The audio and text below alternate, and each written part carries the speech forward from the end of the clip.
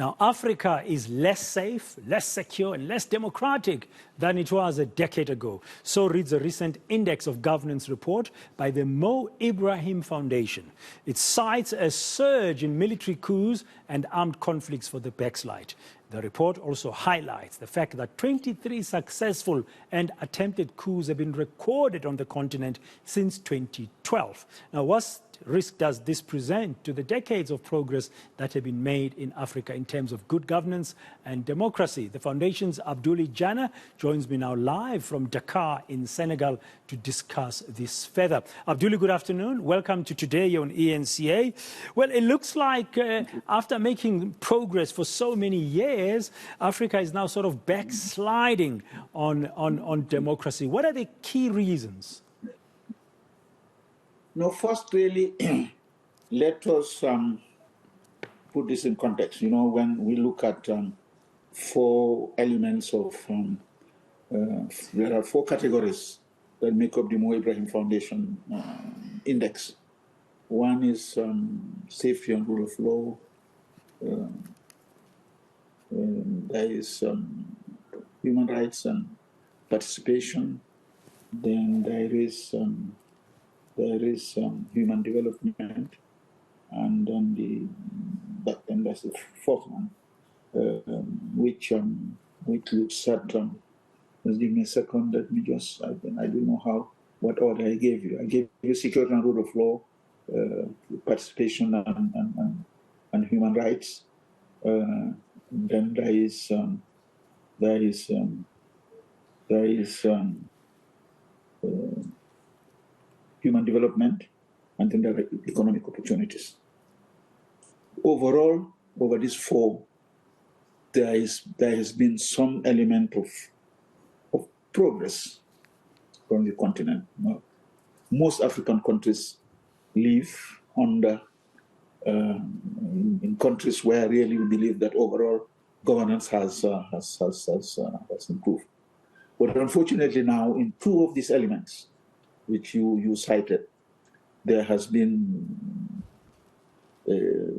not been there's some deterioration over the past decades, and this one of which is the element of security.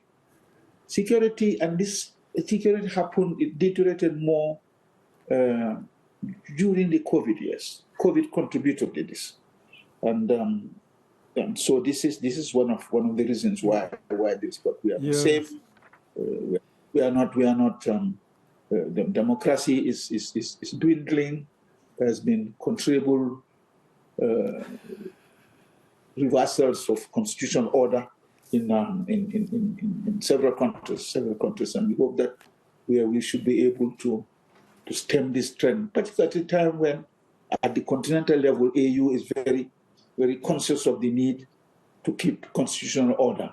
We have a charter on democracy, governance, and elections, and so on. But despite this, is continuing. So one is to reverse the trend in countries where this has to happen, and then make sure that really we minimize or eliminate the possibilities of reversals of democracy in the continent and in some countries. And that would require the right kind of leaders in terms of making sure, because the leaders will have to make sure that they improve, for example, security.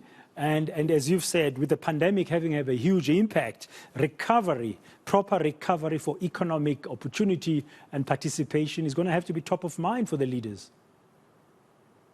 Absolutely. You know, the impact of COVID was colossal. It was colossal on our continent.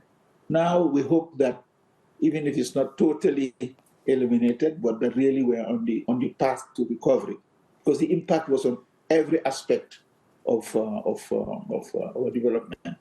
So if we continue this positive trend, ability to reverse the impact of COVID, this constraint to optimal development would be considerably reduced and so on. But it will take some time because the effect was colossal. The effect was colossal. So we are hoping that this trend would be reversed, that the impact of COVID would be diminished, therefore we can concentrate more on socio-economic development. Yeah, but I mean, we live in challenging times, as you yourselves at the Mo Ibrahim Foundation have pointed out, sir.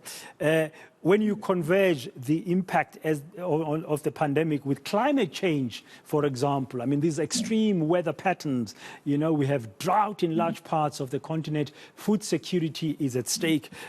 These are challenging times. These are very challenging times, but you see, our ability to even deal with some of those issues was diminished considerably by the impact of COVID. Now, COVID has diminished to a great extent, but these other challenges continue. For example, climate change.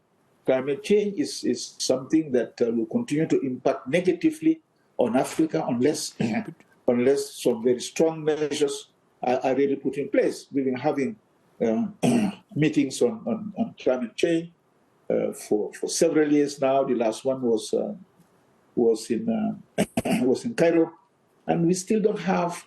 Well, first, the commitment to reduce the rising temperatures. What's importantly for us is we do not emit. What really the measures they are putting in place are not adequately compensating Africa for that development. So unless we do that, this is well beyond the continent. We are doing our best. Most countries are very conscious of the impact of climate change and so on, but unless there's international support and solidarity to help Africa deal with an issue at which they have contributed very little, the challenge will continue with us for a very long time. Okay, now finally, and very briefly as we conclude, in terms of good governance, in terms of democracy, I guess government or leaders on the continent are going to have to renew their commitment to democracy to make sure that the current backslide that you've observed as the Mo Ibrahim Foundation does not carry on.